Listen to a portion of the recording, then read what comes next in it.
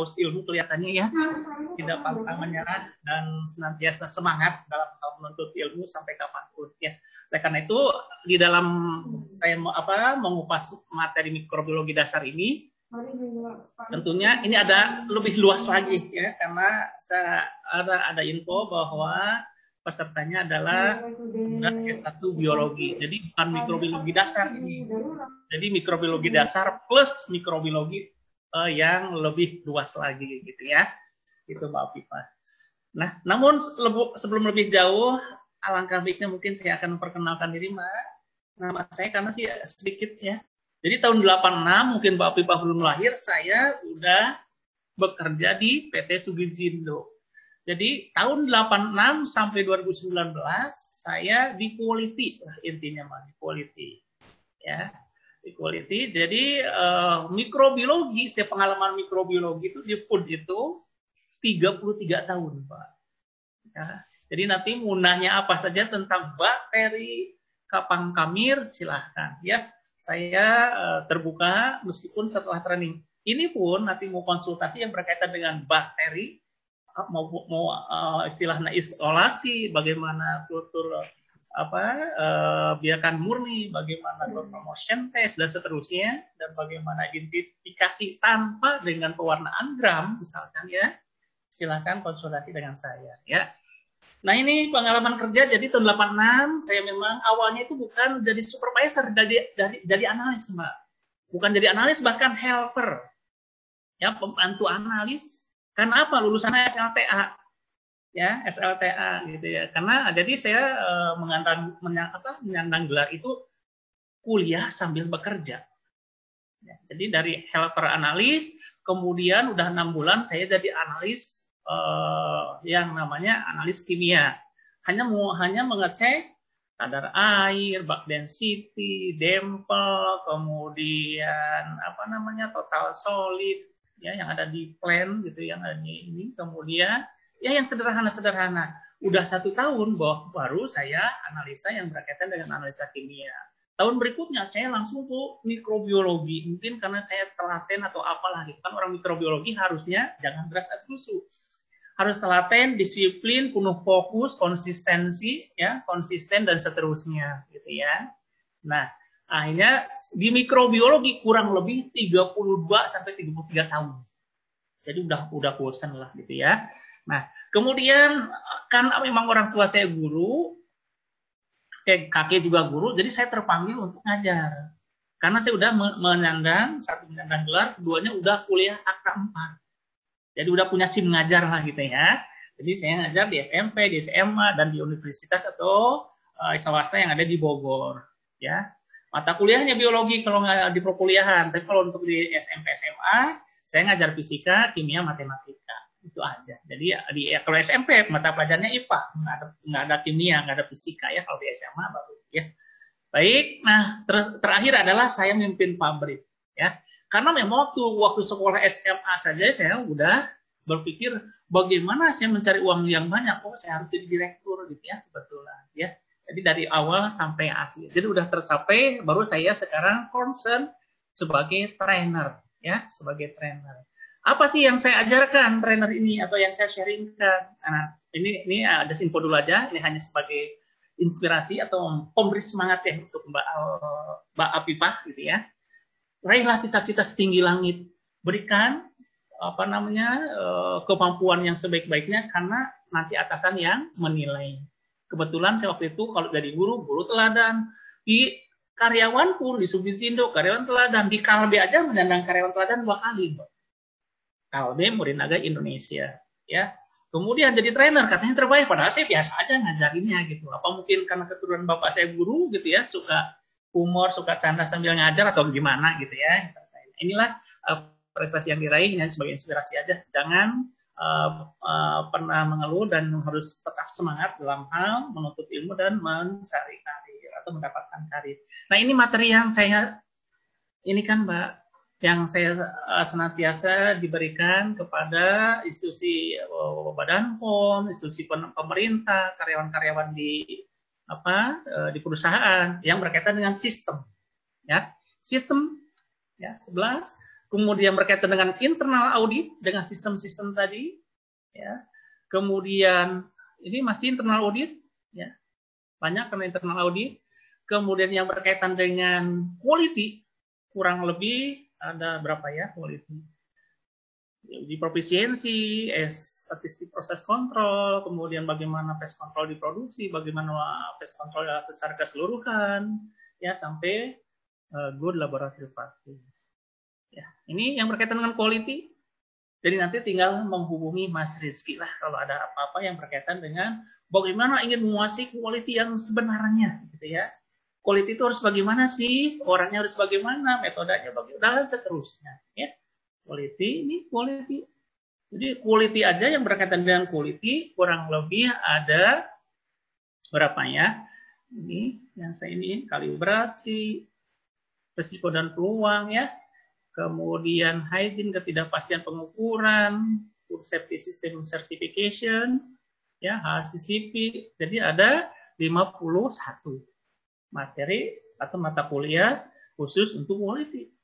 Sistem tadi ada 11 yang saya bisa lah gitu ya. Kemudian yang berkaitan dengan TPM, total productive maintenance. Ini adalah sistem dari Jepang, ya. Sistem dari Jepang. Tinggal nanti bagaimana menciptakan rugi-rugi supaya clean proses supaya tidak rugi maksudnya gitu ya. Clean proses. Ya. Kemudian yang berkaitan dengan safety ya. Ini safety ya, yang di laboratorium juga harus ada safety-nya. Nah, bagaimana dengan yang umum? Production hygiene, business process, penanganan limbah plastik ya, B3, 5R, kemudian pelayanan prima ya, GMP, pengawasan mutu pangan segar asal tumbuhan, kurang lebih 108 mata kuliah Mbak Afifah ya. Kalau memang ingin semuanya materi dari saya. Jadi tinggal hitung berapa harian lah gitu ya. Berapa harian. Ya, itu materi training, kemudian ini just info saja dan jadi mengikuti training jangan bosan-bosan kumpulin sertifikatnya. Ya, ini seperti saya di rumah ada 121 sertifikat Mbak. Jadi untuk bungkus kopi sekarang nggak diperlukan kan udah tua. Umur saya udah 55 tahun.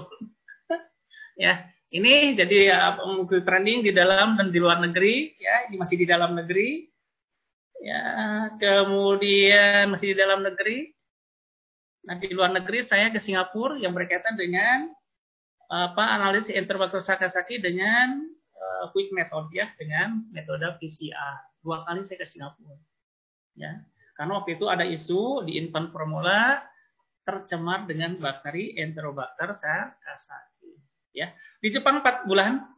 Ya, di Jepang 4 bulan saya menggali ilmu yang berkaitan dengan manajemen proses di dalam susu formula dan infant formula, bagaimana menciptakan increase quality, increase capacity, dan bagaimana menciptakan good quality, total quality maintenance. Ya, total. Jadi di Jepang. Ya, itu aja. Yang lainnya adalah sambilan. Ya, sampai sekarang saya masih sebagai anggota PERMI, Mbak. Perhimpunan Mikrobiologi Indonesia dengan Kapus Nandar di Jakarta. Ya, PERMI. Jadi nanti Mbak Afifah ikut aja ya. Anggota PERMI mungkin kalau Mbak Afifah di Jogja ada banyak itunya ya, cabang-cabangnya. Nanti setahun sekali ada seminar internasional, Mbak.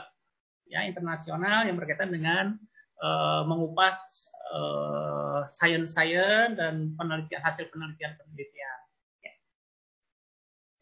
Ya, ini aja lah, kita singkat aja, nggak perlu lanjut ke kita mempelajari yang berkaitan dengan mikrobiologi dasar. Nah, ini sejarah mikrobiologi sekilas saja, karena ternyata pesertanya adalah S1 biologi. Jadi ini udah hal yang lumrah lah gitu ya. Jadi mikrobiologi itu terdiri dari mikros, bios, logos ya. Mikros kecil, bios adalah hidup, logos ilmu ya. Mikrobiologi ilmu yang pelajari hal-hal yang kecil. Ya, waktu itu ada postulat, 3 postulat ya. 3 postulat. Munculnya postulat ini adalah teori biogenesis. Teori biogenesis ini adalah menumbangkan teori abiogenesis. Teori abiogenesis ialah bahwa makhluk hidup itu berasal dengan sendirinya atau dengan begitu saja menurut John Needham. Zaman kapan? Zaman Renaissance. Tapi setelahnya itu ditumbangkan dengan teori biogenesis ya, yang diprakarsai oleh 3 orang, Francisco Redi, bukan diprakarsai, didukung lah gitu ya. Francisco Redi, Lazarus Palanjani, dan Louis Pasteur. Masih ingat lah ya. Pasti ingatlah Mbak Pipa ini ya. Ada istilah pipum ex oppo, opum ex pipo, pipum ex pipo. Kalau telur lah, pipo adalah makhluk hidup. Ya. Kalau pipum ex oppo berarti makhluk hidup dari telur. Opum telur dari semua telur berasal dari makhluk hidup. Pipum pipo, makhluk hidup dari makhluk hidup. Kita supaya gampang hafalin. Ya. Nah inilah pendukungnya. Ada 3 orang, Lazaro, Louis Pasteur, Francisco Redi. Ya, bahkan kesini-kesininya banyak, ada yang nama Robert Koch, ya, kemudian penemu mikroskop dengan Anthony van Leeuwenhoek, gitu ya. Masih ingat, mungkin lah masih ingat, ya. Saya juga ingat-ingat lupa, ya. Nah, ini Anthony van Leeuwenhoek, ya. Kemudian tadi John Needham adalah dia teori abiogenesis. Kemudian Lazarus John Tyndall ini adalah apa namanya awalnya dia untuk tindalisasi ya. Bahkan untuk membunuh makhluk hidup itu harus tindalisasi. Makanya oleh Pasteur dia meneruskan dengan istilah pasteurisasi ya dan seterusnya. Kemudian teknik isolasi biasanya Robert Koch ya, isolasi bakteri. Isolasi itu pemisahan kemudian dari yang tadinya kompleks bakterinya dalam suatu lab, kemudian dicari bakteri yang murni itu seperti apa, isolasi gitu ya. Nah, itu nanti di kultur sebagai kultur murni, ya, dikulturkan sebagai kultur murni dan sebagai belangkoknya, ya, pokoknya. Nah, penemuan animalculus bahwa makhluk hidup itu apa namanya terungkap ternyata makhluk hidup itu terdiri dari virus, protozoa, jamur, alga. Nah, itu animalculus ya teorinya animalculus. Ya, apa namanya? Ternyata si Anthony van Leeuwenhoek itu penemu mikroskop meskipun dengan sederhana bisa diperbesar makhluk hidup yang sangat kecil itu dengan ukuran 50 sampai 300 kali, tapi udah bisa membedakan yang namanya apa namanya alga, protozoa, bakteri dan kapangkamir. Ya, kapangkamir. Ini animalculus, protozoa, alga, kapangkamir ya tadi sudah. Kemudian kita singkat aja ini kan udah ada di kuliahan waktu dulu. Ya, abiogenesis tadi dan biogenesis jadi penemuan menimbulkan rasa ingin tahu. Jadi asal usul ya si para peneliti ini dia mempunyai dalam pikirnya rasa ingin tahu dan bagaimana menumbangkan teori abiogenesis gitu ya. Karena masa makhluk hidup berasal timbul dengan sendirinya gitu ya. Berarti ada hal sesuatu gitu. Makanya melakukan banyak percobaan. Nanti ada di bawah kalau nggak salah. Jadi animalculus terbentuk dari benih animalculus. Jadi makhluk hidup terbentuk dari benih-benihnya dan makhluk hidup sebelumnya. Meskipun dari sel makhluk hidup pasti akan tumbuh lagi. Sekarang itu dikembangkan dengan adanya kultur jaringan. Ada juga kultur protoplas ya seperti itu. Nah, ini Francisco Redi memperoleh hasil dari percobaan bahwa larva yang berkembang biak di dalam daging busuk itu ya itu akan tumbuh apabila dagingnya itu awalnya tidak ditutupin lah, begitulah ini kesimpulannya adalah tidak tertutup, kemudian si daging tersebut tidak dipanaskan, gitu ya, tidak dipanaskan, sehingga bahwa daging tersebut akan menjadi busuk, gitu ya. Makanya diterusin nih oleh Francisco Redi bahwa ada 3 percobaan, daging dibiarkan terbuka, daging ditutup, dan daging ketiga ditutup rapat. Semuanya ada perbedaan di dalam pertumbuhan makhluk hidup. Disesuaikan dengan apa namanya kondisi ketika percobaan atau eksperimen tadi. Ternyata di sini bahwa dilakukan Lazarus Palanjani memberi bukti menguatkan bahwa tidak muncul dengan sendirinya, gitu ya. Nah, kemudian pada percobaan menggunakan kaldu ternyata pemanasan dapat menyebabkan animalculus tidak tumbuh. Tuh. Ya, apabila suatu makanan dipanaskan, gitu ya, kemudian dibiarkan apalagi tertutup, itu lama tumbuhnya bakteri lah kesimpulannya begitu, ya. Dan apabila makanan yang mengandung karbohidrat, apabila ditumbuhi dengan khamir akan merubah kimiawinya lah gitu ya. Misalkan karbohidrat ketika ditumbuhi dengan khamir akan menghasilkan C6H5OH plus CO2 ya, alkohol. Jadi adanya fermentasi lah gitu ya. Adanya fermentasi. Nah, ini kaldu tanpa ditutup, kemudian dipanaskan. Ini bisa dibahas secara singkat aja. Nah, Louis Pasteur ini adalah membuktikan bahwa teori abiogenesis tidak mungkin. Jadi banyak ya dari postulat-postulat yang dari abiogenesis banyak ditumbangkan oleh Lazarus Panjani, Louis Pasteur dan John Tyndall sama tadi satu lagi Robert Koch ya, Robert Koch. Ya, ini Louis Pasteur bagaimana cara pasteurisasi. Dia 62 bahwa bakteri udah mati waktu dulu. Waktu zaman tahun 1800-an. Ya. Tapi sekarang pasteurisasinya, Mbak Viva, bahwa pasteurisasi ini bisa efektif kalau suhunya 80 derajat Celcius. Nah, ini yang bedakan ya. Nah, Coliform, Enterobacter, kemudian angka lempeng total yang secara umum yang bukan gram negatif gitu ya, ini akan mati pada suhu 80 derajat Celcius selama 30 detik. Kalau sekarang ya, kalau dulu 62 aja udah mati karena si bakterinya belum resisten, belum terjadi mutagen atau mutagenik lah gitu ya, belum terjadi mutasi gen lah gitu ya. Sebenarnya sekarang virus, ketika ada tekanan dari luar virus ya, itu pasti dia akan mutasi, ya akan berubah, ya seperti ini ya. Awalnya Enterobacter cloacae akan muncul karena ada tekanan-tekanan lingkungan sehingga dia merubah diri lah gitu ya, mutasi lah namanya. Nah, nanti berubah menjadi Enterobacter sakazaki. Enterobacter sakazaki awalnya dari Enterobacter cloacae. Dari mana itu asalnya bakteri itu? Dari anusnya hewan. Ya, dari anusnya hewan. Seperti itulah gitu ya. Nah, sekarang pun makin ke sini makin rentan, makin tahan si bakteri, virus dan makin cepat bermutasi. Kan bermutasi. Apa yang sekarang namanya virus COVID. Sebenarnya virus COVID itu adalah senantiasa dia akan muncul apabila dia akan hidup dan berkembang apabila ada inangnya. Ya, ingat bahwa virus dia tidak autotrof, ya, dia heterotrof. Dia tidak bisa membuat makanan sendiri, itu yang namanya virus. Jadi dia hidup mengambil makanan yang sudah jadi, yang dibuat oleh bakteri. Ya. Sehingga dia hanya ngisepin aja dari bakteri. Jadi virus itu nempel dari bakteri. Kalau kita di dalam tubuh kita nggak ada bakteri, virus akan mati. Gitu aja. Di dalam mukosa, di dalam hidung kita tidak ada bakteri, berarti mulut kita sering gosok gigi, sering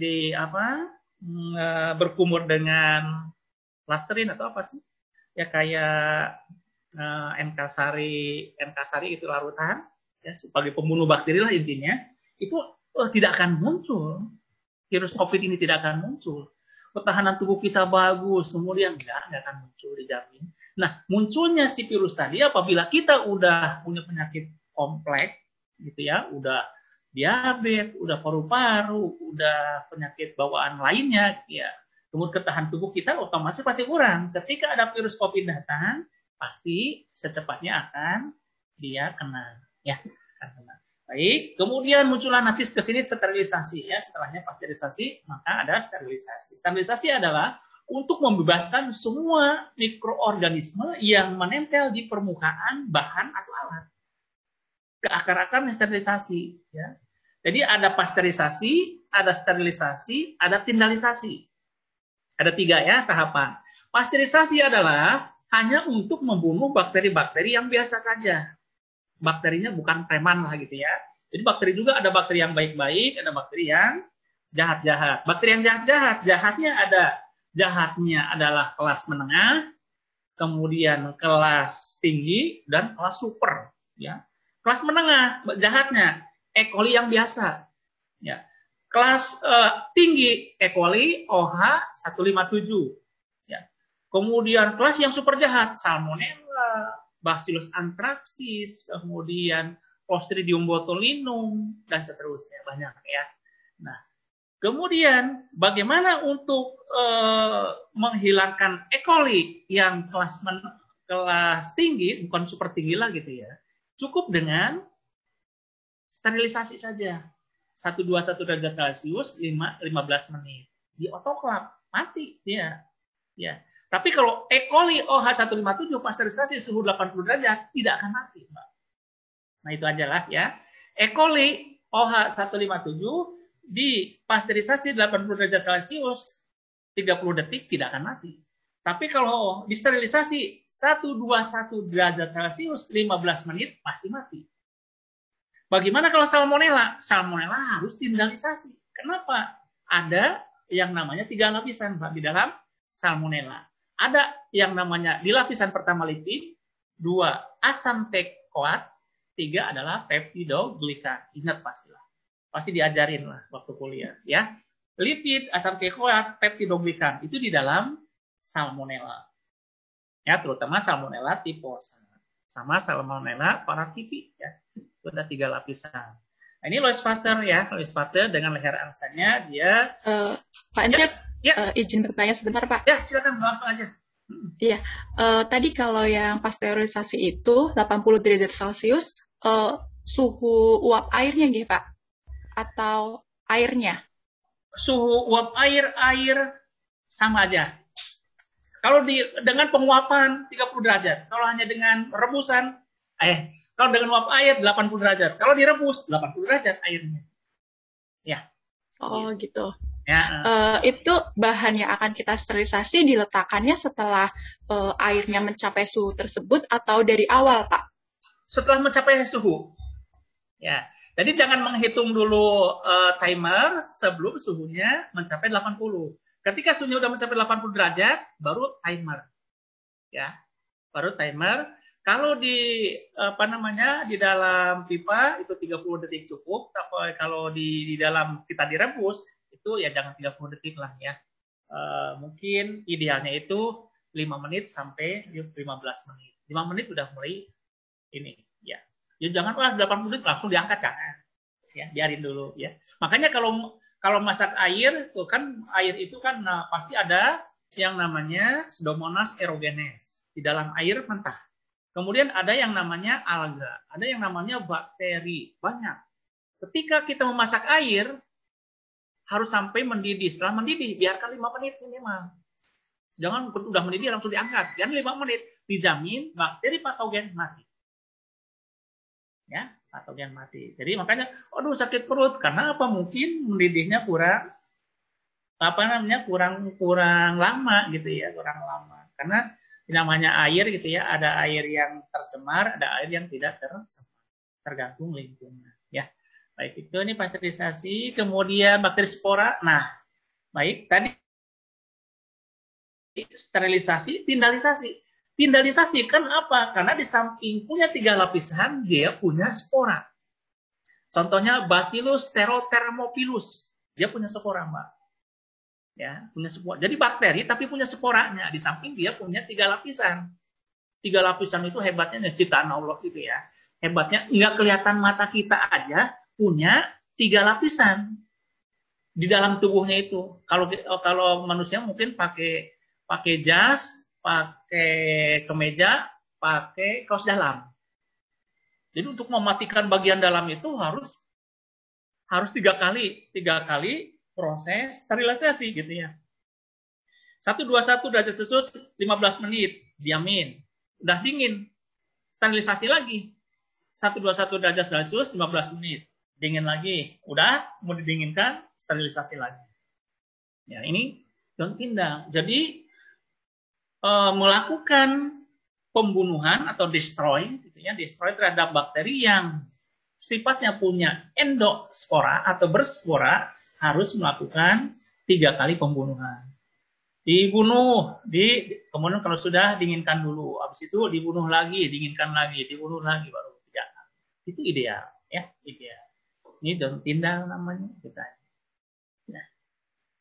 Tapi kalau ngajarin anak-anak di sekolah, berarti pasteurisasi adalah hanya untuk membunuh bakteri-bakteri yang sifatnya tidak patogen benar. Ya, Tapi kalau sterilisasi adalah untuk membunuh bakteri patogen. Kalau tindalisasi adalah untuk membunuh bakteri patogen yang berspora dan mempunyai 3 lapisan. Itu aja gampangnya. Ya, gampangnya. Ya, ini bisa dibaca sininya. Tindalisasi 3 kali itu ya. Baik. Jadi ini kalau 100 derajat Celcius 30 menit ya, Mbak. Kalau 121 derajat Celcius 15 menit. Ya. Kemudian 121 15 ya. Saat dibiarkan berkecamah terus, peran mikroba dalam transformasi bahan organik, tadi fermentasi ya. Jadi semua makanan kalau ingin ingin ada perubahan rasa, dilakukan yang namanya pemanfaatan menggunakan dengan bakteri ya. Jadi ada bakteri yang bermanfaat. Ya kan, kecap dengan menggunakan bakteri ya. Roquefort, kemudian bir juga sama bakteri, untuk tape kamir. Jadi ada bakteri yang sifatnya menguntungkan. Jadi bisa untuk dibuat untuk fermentasi atau buat untuk perubahan makanan lah ya. Ini pembusukan. Nah, makanan yang cepat busuk biasanya mengandung protein tinggi, ya. Udah makanan mengandung protein tinggi, kemudian tidak mengalami pemanasan, ini akan cepat terurai oleh bakteri. Karena apa? Bakteri kesukaannya lah, gitu ya. Apalagi Bacillus, ya, Bacillus dia punya yang suka protein tinggi itu Bacillus thermophilus, kemudian Bacillus cereus, kemudian Staphylococcus aureus, nah, dia suka. Jadi bakteri ketika ada protein ini harus diinjak ininya. Diinjak baru kebuka, injak baru kebuka. Ya, dan ada level maksimum sampah. Berarti Anda harus bikin standar keselamatan, dan standar kebersihan, standar keselamatan, standar kebersihan, standar penataan dan seterusnya. Bikin standar ya. Standar keselamatan kerja, standar penataan.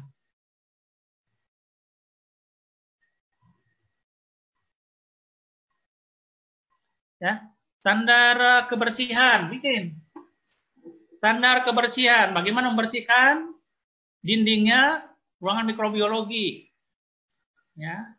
Metodenya dilihat sama diraba. Kalau diraba ada debunya, oh kotor. Berarti bersihkan apa? Kemoceng dengan lap steril dan alkohol. Terus berapa kali? 1 minggu 1 kali. Berapa menit? 5 menit. Siapa melaksanakannya? Bagaimana apabila tidak sesuai? Ya, standar kebersihan, ruangan media, ruangan inkubator, non patogen, ruangan lokasi non patogen, ruangan red area. Standar kebersihan. Kemudian apa lagi? Standar, tadi penataan sudah ya. Ini standar penataan, ya, penataan terus ke bawah. Jadi bagaimana orang masuk ke area mikrobiologi. Bikin standarnya. Jadi berpakaian pun harus punya standar, Mbak. Standar berpakaian ketika masuk ruangan mikrobiologi. Standar kebersihan, standar penataan, standar keselamatan, tadi sudah ya. Ya, membersihkan alat gelas mikrobiologi, potensi bahayanya, resikonya, ada gambaran seperti apa. Standar keselamatan kerja. Ya, menimbang